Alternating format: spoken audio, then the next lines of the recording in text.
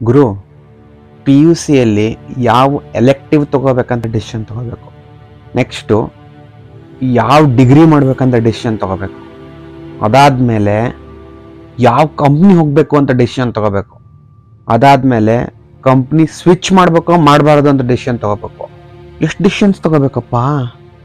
Right decision ತೊಗೋಬೇಕು ಅಂತ wait ಮಾಡ್ಕೊಂಡು ಕೂತ್ಕೋಬಾರ್ದಂತೆ. ಡಿಸಿಷನ್ಸ್ ತೊಗೊಂಡು ಅದನ್ನು ರೈಟ್ ಮಾಡಬೇಕಂತೆ. ನೀ ಮುಚ್ಚಪ್ಪ.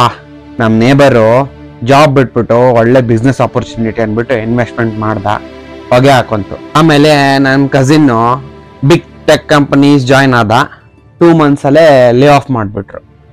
ರೀಸೆಂಟ್ ನ್ಯೂಸ್ ಎಲ್ಲ ನೋಡ್ತಿದ್ಯಲ್ಲ, ಏನೋ ಒಂಥರ ಅನಿಸ್ತಾ ಇದೆಯಪ್ಪ. ನಾಲೆಡ್ಜು ಪವರ್ ಆಗಬೇಕೆ ಹೊರತು ಫಿಯರ್ ಆಗಬಾರ್ದು. ಮೊದಲೇ ಟೈಮ್ ಇಲ್ಲ. ಏನನ್ನು ಹೇಳಿ ನಂಗೆ ಟೈಮ್ ವೇಸ್ಟ್ ಮಾಡಬೇಡಪ್ಪ. ಟೈಮು ಮನಿ ಅಲ್ಲ, ಟೈಮು ಸ್ಪೇಸು ಅಲ್ಲ. Time is now.